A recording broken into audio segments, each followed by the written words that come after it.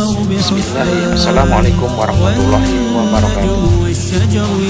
Bapak, Ibu, dan para pemirsa yang dirahmati Allah SWT.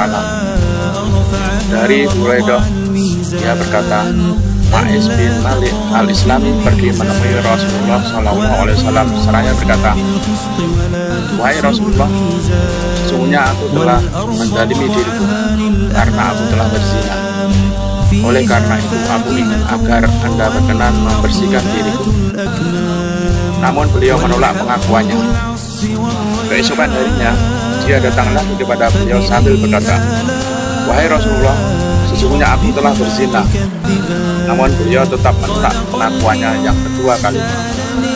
Lalu Rasulullah SAW mengutus seorang untuk menemui kaumnya dengan mengatakan, apakah kalian tahu bahwa pada akalnya Ma'is ada sesuatu yang tidak beres yang kalian ingkari? Mereka menjawab, kami tidak yakin jika Ma'is terganggu pikirannya. Setahu kami dia adalah orang yang baik dan masih sehat akalnya. Untuk ketiga kalinya Ma'is bin Malik datang menemui Rasulullah SAW untuk membersihkan dirinya dari dosa zina yang telah diperbuatnya.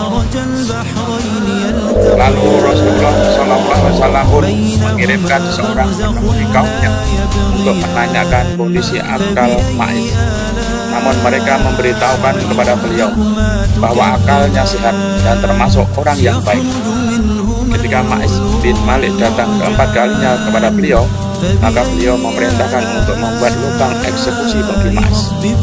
Akhirnya beliau memerintahkan untuk merajamnya, dan hukuman rajam pun dilaksanakan. Buraidah melanjutkan, suatu ketika ada seorang wanita Ghamidiyah datang menemui Rasulullah SAW. Saya berkata, wahai Rasulullah, diriku telah berzina. Oleh karena itu, sucikanlah diriku. Tapi untuk pertama kalinya Rasulullah SAW tidak menghiraukan, bahkan menolak pengakuan wanita tersebut. Keesokan harinya wanita tersebut datang menemui Rasulullah SAW sambil berkata, wahai Rasulullah, kenapa Anda menolak pengakuanku? Sepertinya engkau menolak pengakuanku sebagaimana engkau telah menolak pengakuan Ma'is. Demi Allah, sekarang ini aku sedang mengandung bayi dari hasil hubungan gelap itu. Mendengar pengakuan itu, Rasulullah SAW bersabda, sekiranya kamu ingin tetap bertobat, maka bumalah sambil kamu melahirkan, sampai kamu melahirkan. Setelah melahirkan, wanita itu datang lagi kepada beliau sambil menggendong bayinya yang dibungkus dengan kain. Ia berkata, inilah bayi yang telah aku lahirkan. Beliau bersabda, kembali dan susuilah bayimu sampai kamu menyapingnya. Setelah memasuki masa sapiannya, wanita itu datang lagi dengan membawa bayi, sementara di tangan bayi tersebut ada sekerat roti. Lalu wanita itu berkata, wahai Nabi Allah, bayi kecil ini telah aku saping dan dia sudah dapat menikmati makanannya sendiri. Dan beliau memberikan bayi tersebut kepada seseorang di antara kaum muslimin dan memerintahkan untuk melaksanakan hukuman rajam. Akhirnya wanita itu ditanam dalam tanah hingga sebatas dada. Setelah itu beliau memerintahkan orang-orang supaya melemparinya dengan batu. Sementara itu Khalid bin Walid ikut serta melempari kepala wanita tersebut dengan batu. Tiba-tiba percikan darahnya mengenai wajah Khalid. Seketika itu dia mencaci maki wanita tersebut. Ketika mendengar makian Khalid, Nabi Allah SAW bersabda, tenangkanlah dirimu wahai Khalid, demi zat yang jiwaku berada di tangannya. Sesungguhnya perempuan itu telah benar-benar bertaubat. Sekiranya taubat seperti itu dilakukan oleh seorang pemilik al-Maks, niscaya dosanya akan diampuni. Setelah itu beliau memerintahkan untuk mensolati jenazahnya dan menguburkannya. Hadis riwayat Muslim. Pemilik al-Maks ialah orang yang mengambil harta manusia tanpa hak, semisal orang-orang yang menagih pajak dan pungutan wajib dari kaum muslimin tanpa ada hak. Yang masyhur di antara kita juga tentang kisah pembunuh 99 nyawa yang kemudian ia genapkan menjadi 100 nyawa. Dari Abu Sa'id Sa'ad bin Malik bin Sinaan al-Khudri radhiyallahu anhu, sesungguhnya Nabi SAW bersabda, dahulu pada masa sebelum kalian ada seseorang yang pernah membunuh 99 jiwa. Lalu ia bertanya tentang keberadaan orang-orang yang paling alim di muka. namun ia duduk judi pada seorang rahib. Lantas ia pun mendatanginya dan berkata, jika seseorang telah membunuh 99 jiwa, apakah taubatnya diterima? Rahib pun menjawabnya, orang seperti itu tidak diterima taubat. Lalu orang tersebut membunuh rahib itu dan genaplah 100 jiwa yang telah ia rebut nyawa. Kemudian ia kembali lagi bertanya tentang keberadaan orang yang paling alim di muka bumi. Ia pun ditunjuki pada seorang alim. Lantas ia bertanya pada alim tersebut,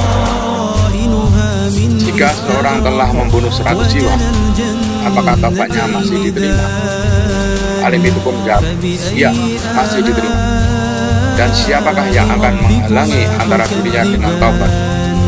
Beranjaklah dari tempat ini dan ke tempat yang jauh di sana, karena di sana terdapat sekelompok manusia yang menyembah Allah Ta'ala. Maka sembahlah Allah bersama mereka, dan janganlah kamu kembali ke tempat yang dulu, karena tempat tersebut adalah tempat yang amat jelek. Laki-laki itu pun pergi menuju tempat yang ditunjukkan oleh orang alim tersebut. Ketika sampai di tengah perjalanan, maut pun menjemputnya. Akhirnya terjadilah perselisihan antara malaikat rahmat dan malaikat azab. Malaikat rahmat berkata, orang ini datang dalam keadaan bertobat dan menghadapkan hatinya kepada Allah. Namun malaikat azab berkata, orang ini belum pernah melakukan kebaikan sedikit pun. Lalu datanglah malaikat lain dalam bentuk manusia. Mereka pun sepakat untuk menjadikan malaikat ini sebagai pemutus perselisihan mereka. Malaikat ini berkata, ukurlah jarak kedua tempat tersebut, jarak antara tempat yang jelek yang dia tinggalkan dengan tempat yang baik yang ia tuju. Jika jaraknya dekat, maka ia yang berhak atas orang. Lalu mereka pun mengukur jarak kedua tempat tersebut, dan mereka dapatkan bahwa orang ini lebih dekat dengan tempat yang ia tuju. Akhirnya rohnya pun dicabut oleh malaikat.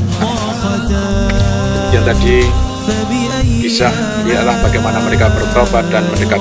Semoga bermanfaat untuk kita semuanya. Sekian, assalamualaikum warahmatullahi wabarakatuh.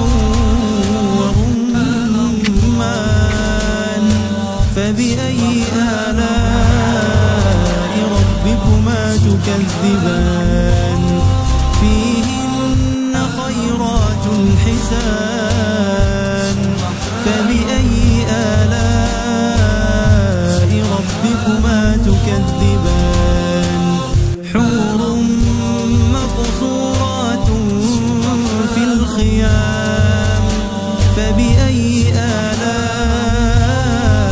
ربكما تكذبان لم يطمثهن